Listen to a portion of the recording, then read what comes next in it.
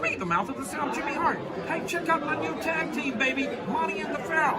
Hey, Jimmy, don't forget to tell them about Long Island's #1 pro wrestling broadcast. Well, you know what, I would, but you already did it. It's Monty and the Pharaoh. The Monty and Pharaoh Show. Monty and Pharaoh, bro. Monty and the Pharaoh. The Monty and the Pharaoh. You've got the future Hall of Famers at Rucker, Marty Jannetty, and MJ in the house, and I'm sitting here with two more future Hall of Famers, Monty and the Pharaoh. We're doing that stuff and we gonna rock it. Monty and the Pharaoh. It's Monty and the Pharaoh. Monty and the Pharaoh. Monty and the Pharaoh. Monty and the Pharaoh. Monty and the Pharaoh. And Monty and the Pharaoh. Oh, is it Monty and the Pharaoh? Monty and the Pharaoh. Monty and the Pharaoh. Hey, cut music. When you want the best in professional wrestling, Long Island, there's only one place you're gonna get it, right here. Monty and the Pharaoh. Now, that's not just the coolest, and that's not just the best. That, my friends, is just incredible. Monty and the Pharaoh. Duh. I'm having one fun with Monty and the Pharaoh, and I'm going to put him in a crossface again, and he's going to go down right now. Yeah. Hey! Nikita Koloff, the Russian Nightmare! And you're watching the #1 show on Long Island with Monty and the Pharaoh. I'm not trying to take Jimmy's spot. I wasn't trying to act like Jimmy. I wasn't trying to fulfill Jimmy's shoes. I could never fulfill them legend shoes. Hell, we don't even wear shoes, so you know, that's pretty funny. I mean, goddamn, I got.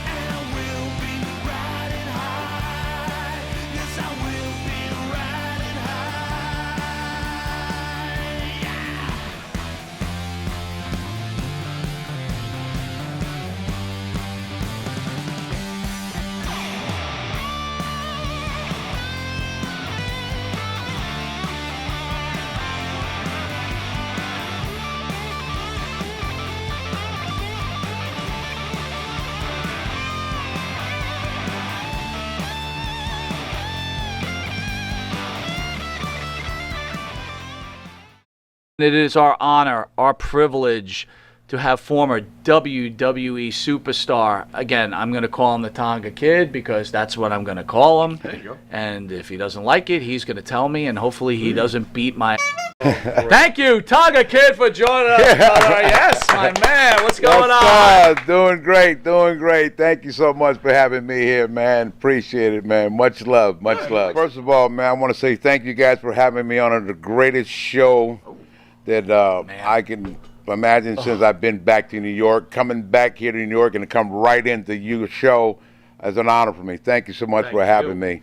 Knowing that you're the nephew of the great Offer and Seeker, the Wild Samoans, was it just a foregone conclusion that you were going to become a pro wrestler, or how does it start for you coming in, you know, having this family? What was it like becoming a wrestler? What made you decide, I'm going to go for it? Well, it all started when my mom contacted Appa and Sika, and my mom, you know, of course, so everyone will understand, is my mom's brothers. And that's where I come in at as a young kid from San Francisco, just running the street, just doing some books, doing shit I'm not supposed to do. Sure. Period. Sure. So what she does, she calls her brothers and say, hey, my son is whatever, and then I ended up with Appa and Sika in Pensacola, Florida. And man, these guys were scary. Scary looking for me. I mean, I was rattled. It's basically like I had fear. I was completely scared and fear. You don't mix. That's two different things right there, you know. Did they give you any preferential treatment being in the family? Or did No, you get actually, you extra know hard what? treatment for being in the They put me to the mother test. They basically just beat your up and say, this is it. You're not with my sister like that. You know what I mean? It's just, they had to put me in line. They had to put me in check. Somebody had to. They didn't send me to juvenile. They didn't send me to boot camp. I already been there, did it, done it. They sent me somewhere else where, okay, I'm going to say to my brothers, we're going to straighten you out. And again, keep in mind, I had no clue about wrestling. That wasn't even in the back of my head. I was just going there, which is, I didn't know. I didn't know what I was walking into. But I just happened to be there with Appa and Sika, and they're wrestlers. That's what they do. That's how they feed their family. My job is to be there and listen to my uncles and hope for the best with me, trying to straighten out a 14-year-old, 15-year-old kid. You know what I mean? Born in 1960. I didn't know what's going on. I carried their bags. You know, we go town to town, and then we just ended up here in New York a year later in 79, 80s, and then boom, magic. This is where all the magic happened for the Tonga Kid. When they were first breaking you in, was the lesson learned on the first slam, or did it take you a couple of weeks? Did you wonder, what am I doing? Did you want to quit? How hard was it for you as they were spelling it out to you? Yeah, Listen, kid. you know, it was hard. It really was. It was hard, but at that time, I don't have a choice. I don't have. That's why they sent me to them. They, you know, they trusted in them to believe to change their son or whatever, and it worked. It worked, you know. Sometimes. What a blessing, too. Oh, it was. It was. Sending you to the Samoans. Yes, and then end up in New York. And end up in New York, out of all places. I'm just carrying their bags, listening to nephew. Sure. Nephew, do this, wash the car, whatever. I washed their trunk. I've been on the road with them. I met a lot of legends, but never thought that New York City, where I, the Tonga Kid, would land, San Patu, with my uncle and get the big break, where all the magic happens, right here in New York. It's basically where it became a star. You have a great family, right? And with every family, there's triumph and tragedy, right? Life and death. But Umaga, Eddie Fatu, your brother. Yes. Incredible talent. Oh, man. Can you talk to us and just tell us about your brother and what kind of person this man was? Because as a wrestling fan, what a talent, but I could imagine with someone being that talented, what a great human being he probably was. Yes. Again, these are very sensitive, you know, that come out. But again, I'll just keep it real. My brother was a good person. I'm not just telling you or the world because he's my brother. You have to know him to say these things, and I know him. He was a good person, a good human being, a good dad, a good uncle, a good brother. He was a giving man. I mean, the money that he made and he shared his blessings. It's the same what I did when I was Tonga Kid. I shared my blessings, and you know, my brother Edward Fatu. My mom calls him Edward Fatu. I was wondering, who you calling Edward Fatu? I didn't know that was his real name. You know, that's your brother's real name. I thought it was Eki. You know, but it said no, it's Edward Fatu. It's on the birth certificate. But my brother Humanga was a good man. Like I said, it's just sad that he left so early. He went so quick, yeah, so fast, and to this day it's hard. We're still trying to deal with it, and I know it's been a while. But anytime you lose a loved one, it's those are hard to bounce back from. We got to learn how. I try to really learn how to dust myself up. Even with Yoko, I always think, what would be if they were still alive and here with us, or with me? You know, what would it be like? A celebration. There's always laughing and joy all the time with us. So we miss half of that. You know, we miss half of the Samoans, our family. You know, they're all falling. Everyone's falling like dominoes right now. And a lot has to do with the choices they make, the stuff they eat, the things they do in life. You're putting in your body. You know, it's all up to you, you know, whether you want to move forward in life or not. But my brother had some issues he was dealing with, and, you know, it can, again, like I said, it can be family issue, it can be work issue, it could be maybe he didn't go, Vince sent him, I guess, to some rehab or whatever the case may be. But again, you know, you can't stick, I can lead the horse to the water, but I can't make you drink it, you know. But yeah, I mean, he's a good person. He really was. Well, like, again, I'm not saying that because he's my brother. Please don't. I'm not trying to be a hero or saying, oh, you only say it because his brother. No, I'm telling you, he is a good person, a good human being, a good dad, a good brother. He was just a giving person, you know, and he was humble. He just happened, I mean, the spotlight they gave him, he earned that. I mean, he's a good wrestler, man. A good worker, a savage, a beast, a bulldozer. You call it all. You combine all them wrestlers in one. That's my brother Humaga right there. Sam, I would hope that it would be comforting at least to you, because I'm sure you recognize this. Since his passing, his legend amongst wrestling fans has grown to almost mythological proportions. People want him in the Hall of Fame yesterday. I mean, that must make you feel good at least, I would assume. Yes. I mean, at least they recognize him. At least they thought about him. You know what I mean? I was going to name my son Umaga, and No that is way. the truth. He No, would've. that is the truth. If my wife was here, she would tell you. I was Umaga naming Monty. my son Umaga. There's Humaga right here. That's it, baby, Umaga. Ay, ay, ay. You had some children, and from what I've read, your wife had a heart attack during childbirth and recovered, God bless. Yes. Can you tell us that story, what happened and how you felt during this whole Which thing? is also medically unheard of, from what I understand. Well, thank too, God. What happened in that situation? Thank God and God That's- bless. Yeah. That's the Man, that was 12 years ago. You know, this motherfucker mine. I need a zip for that, man, because that's a totally. Want a little more? That's really yes. At commercial break, I'm bringing it over. All right. Refill. All right. I thought she had the flu. She wasn't feeling good one night, and I thought, of course, it was flu season that time. So what are you supposed to think? So anyway, I ended up taking her to the emergency that night. It was about late, like 2 in the morning, maybe 1. And I go park the car, like I always do.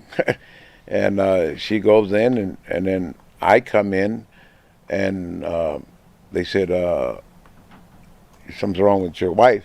I said, oh, what's going on? She said, oh, she's pregnant. That's what they told me. I thought she had the flu. They go, oh, no, she's pregnant. I said, okay. That's the first visit. The second visit, we go, now I know she's pregnant now. We know. This is a shock because she wasn't supposed to be pregnant. She's not supposed to have any kids, period. I was 45 years old. She's not supposed to have any kids.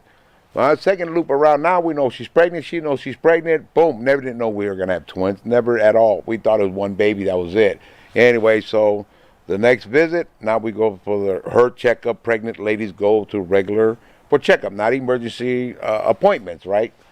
So she walks in there, and then I drop her off. I park the car again, the second round. And then they turn around, and next thing you know, we have all of these people on the 3rd floor. Keep in mind, it's just a regular appointment, just a checkup, see how she was doing. So when she arrived, or when she arrived there, they took her straight up to the 3rd floor. I parked the car. When I arrived, I couldn't get up to the floor because there was too many commotion happening. I don't know what's going on. I have no idea. In my back of my mind, that ain't my wife. Right. That ain't my wife, Right. But I know the floor else. she's on Right. because I said, oh, she's on the 3rd floor. You already text me? So, okay. So anyway, I get up to the 3rd floor. I never forget the room number. It was A15. I'll never get that room number because that's what caught the corner of my eye because they wouldn't let me in the door. Now I know it's my wife. Something's going on. So she ended up having, I guess, started with a blood clot or something like that, and it came up to the leg, stopped her from breathing.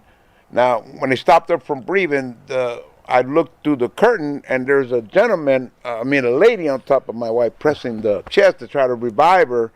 Keep in mind, she's pregnant now. You're jumping on her stomach, and and now you're trying to bring her back to life, or trying to get air in her. So the lady couldn't press no more. So a guy jumps on her now. Now you got two. Now they need a little bit more pressure, a little bit more muscle. I'm trying to get to the room. They're trying to talk me from coming in, but I can see them doing this to my wife.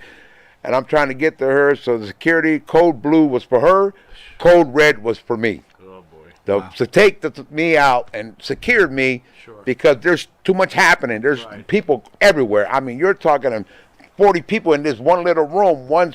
They're all different. One's for the heart and the other one's for the leg. I mean, you got all these people trying to get to my wife.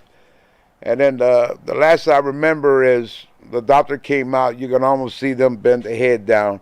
And that feeling was the most darkest moment of my life. You can almost tell she's dead. When you see the doctors come out, they don't have to tell you. You can feel it. You can look at the emotion. And sure enough, man, she was gone. Yeah, she's gone. They covered with the blanket. I can see through the rope. That's how I knew the door number, because of the I can see through it all the way, but I remember that room number, and I remember them covering her with the white sheet, and the doctors were outside in the hallway talking, and they secured me in some lunchroom and sent a preacher up there to me, a preacher towards my way, not to her, but to me, to calm me down. And then they sent some lady to check my blood pressure, some nurse, I don't know. And then I think maybe 4 minutes later, the gentleman runs out to the hallway, and the doctors are sitting there trying to figure out, like, what happened. Like 4 or 5 doctors don't even know what happened. They said something about a blood clot, and then I guess some other stuff, whatever. I don't know. I'm not a doctor, so I don't know. But then all I heard was this voice, like, we got to pause. We got to pause. Oh, and then, boom, it's like, again, every traffic again, people want to be running all over it. We got to pause. It's like winning the lotto to them. Yeah. I don't know what that is. I can't get in because they locked me in the lunchroom where they have lunch, these nurses and doctors. So they went back, boom, we got to pause. So, boom, they got the pause going. The other doctor comes in with you can hear them running down the hallway like spoons and forks. But this is not an emergency room. This is not a place where you cut someone and do surgery. This is an appointment. So they cut her, no anesthesia, nothing. They straight got the knife, just cut my wife. And they cut her like she's going to live. They could have cut her any way they wanted, just to yank the babies out. Your next thing the doctor had to do was to save my kids, the baby, the twins. They didn't have, whoever cut her wasn't trying to save just the twins. They cut her underneath where they wear the bikini, just like whatever you call that stuff, how they cut ladies for to bring the babies out. I don't know what they call that. But they cut it like she's C-section. Mm-hmm. But they could have cut her like this. They could have cut her and just get the babies out. Right. Right now we need to focus on the babies. The wife's dead. Didn't work that way. When they cut, whoever cut that doctor, until this day I met her, she's the one that cut where they want to save all 3 parties. And then they came in with all these night, no anesthesia, no nothing. My wife, she's already gone. As soon as they cut her stomach, the way they explain it, don't talk doctor to me. I know what a stroke is. I know what a heart attack is. Just talk straight. Tell me what happened. What do we? So when they cut her, they almost say it's like popping a balloon. When you pop the balloon, the air came out. So when they cut her, boom, the babies come out. Now the blood, everything's flowing now. So it's almost like, okay, whatever's happening is happening. The babies are out. They got her in the breathing through. Everything is moving. We got 48 hours. Did she make it or she don't? Right? That's his critical condition. Same time, the babies, the same way my kids. They were 26 weeks. They didn't even have a heart. They had a heart, but it's not fully developed. So one doctor holds one of my son, Marley Patu. I got a girl, Miracle.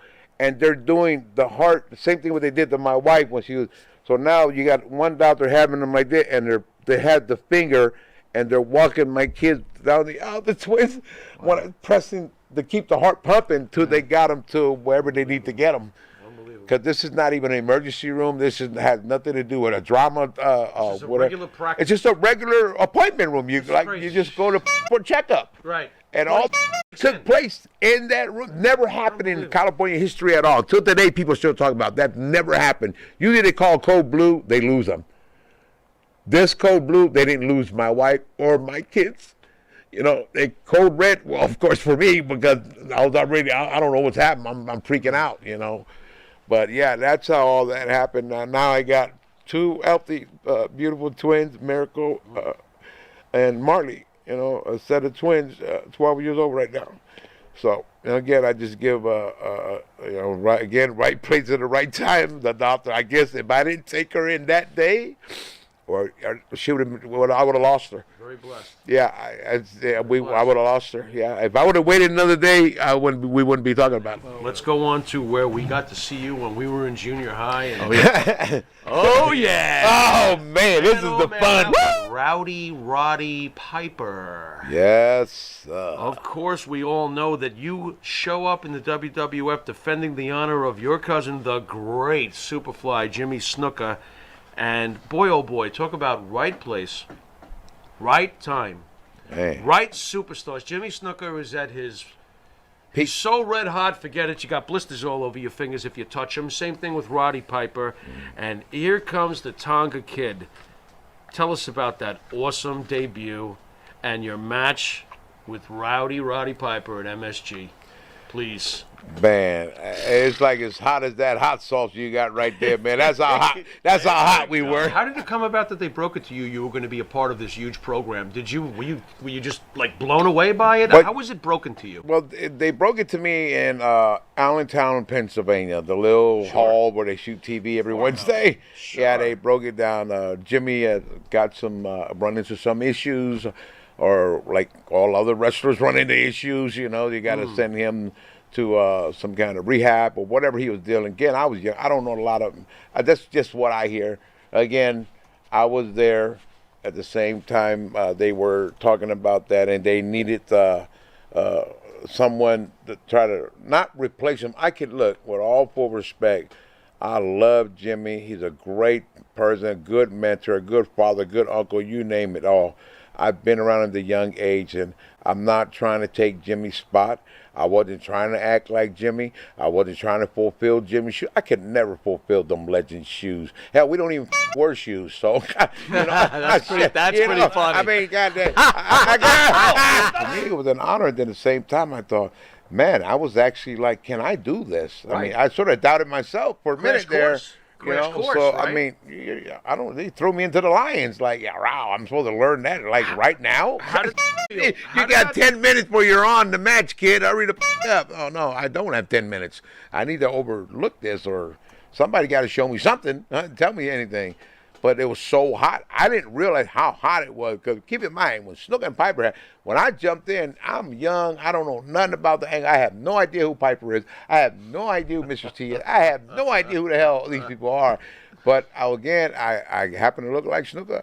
Yeah, you're the Tonga Kid. And Vince said, hey, okay, we're going to make you the cousin. Because back then, there was a lot of Polynesian. If you guys don't look at it, I'll name a few. You got Don Morocco from South Pacific, Hawaii. You got Siva Happy from Western Samoa, South Pacific. You got the Wild Samoans from the American Samoa, South Pacific. You see? So all them areas were covered. We need to hurry up and come up with a name for me. But on my favorite that helped me is because of my age. My age. Right. I mean, I was like the youngest. They hired me. You're a baby in that crowd. They hired me. They sure did. Hey, 16-year-old here. We'll hire you. I'm only 16. I can't get a job. You got to be 18 or older to get in the bar. You're 16. You can drop kick. Okay, there you go. Was Vince nervous about getting you out there on? Well, by the way, I want you to. In life, there's certain moments that you remember. Of course. And as a wrestling fan, there's certain moments that you remember. Wrestling moments you remember in your life. Yes. This moment, that match, I remember like it was yesterday. Right. A few reasons. One, he's new to the Federation. He comes on, they do that angle. He's after Piper. He's defending his uncle. Yada yada yada. Yeah. You can't take him seriously. He's nobody. This is Roddy Piper. They're just gonna do this crap on TV. Yeah. All good. It was very entertaining. Yeah. But I remember the month before, Howard Finkel would always announce the main event. Next month's matches. One of the best announcers. Yep. Oh, announces the main event, Tonga Kid against Roddy Piper. Right. I used to go to the Garden every month. Right. That month, I said, I ain't going to that. Sold out. I'm not ridiculous. Sold out. So we get to watch it on MSG like we used to. Red hot. This match was ridiculously incredible. I had to ask him at the dinner table, and please explain. Yeah, he got me goosebumps. Is this rehearsed? I got goosebumps too. That match is flawless, exciting, fire, talk about everything. So I did ask you, so maybe you could explain, because I thought it was interesting when we were having dinner. When Piper's ramming your head against the turnbuckle, I'm thinking maybe you guys talked about it, but you go ahead, take it from there. Okay, so here's what happened. So we didn't rehearse that. It's basically everything was on the fly. You got to keep in mind, I'm completely a virgin with everything. You know, walking into this, all I had to do was listen. But everybody has their moment to shine. Everybody wants to shine. So back then, you got the Michael Jackson, the moonwalk, okay? Michael Jackson, one of the hottest hip-hop in the fucking world right now, right? I mean, back then, the 80s. Well, I sort of put a little 2 and 2 together. Piper didn't even know I was going to do that. He had no idea. All he knows, every Samoan you slam a headbutt together, or you bump their heads, or hit on a turnbuckle, you hit them with a chair, we don't sell it. Right. Our gimmick is you got a hard head. Right. Well, yeah, we really do have a hard head. In reality and life, we do have a hard head. Okay. I mean, you hit me with a chair, I'll probably go down and gag myself, but we do have hard heads because your wife or whoever can tell you that over and over and over and over again. That's what I mean by hard head. So now, here we go, the headbutt. Okay, boom, everybody sells or they don't sell it. My thing was, okay, let me put a little bit of the flavor on it. I'm trying to stay with the 80s. I'm trying to stay, who's the hottest movie star? Who's the hottest hip-hop? Who's the hottest? Michael Jackson was hot. Be there. You know what I'm saying? I mean, you know, like Rick James, back in the... Well, what you're about to do wasn't planned, though, right? Not at all. Tell us. Okay, not at all. So Piper didn't even know it was coming.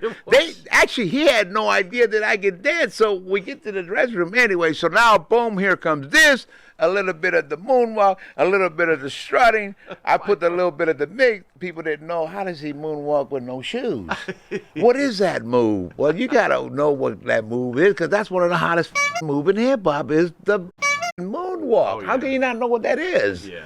So I put that, and I mix it, and on top of that, I don't have shoes. That even made it better. Yeah. And Samoan's got a hard head, so I'm not going to sell it. I can do this and look straight up. Everybody does that. So why not do it, add a little dance to it, and a little bit of a moonwalk. And it's all up to the heel how to sell it. Either he'll cut me off or let me do my thing. Right. And he let me do my thing. Did he sell that shit, man? Oh, he didn't even know what's coming. He came back to the drugs. He said, what the was that? He don't even watch. He don't even know the Michael Jackson. He probably know, but I mean, his kids probably know more than he is, But... Yep. Again, Piper's a whole lot older than me. I don't know how old, but then I was completely, like I said, I was young. So I just followed the momentum of the 80s to the 82 or whatever is happening.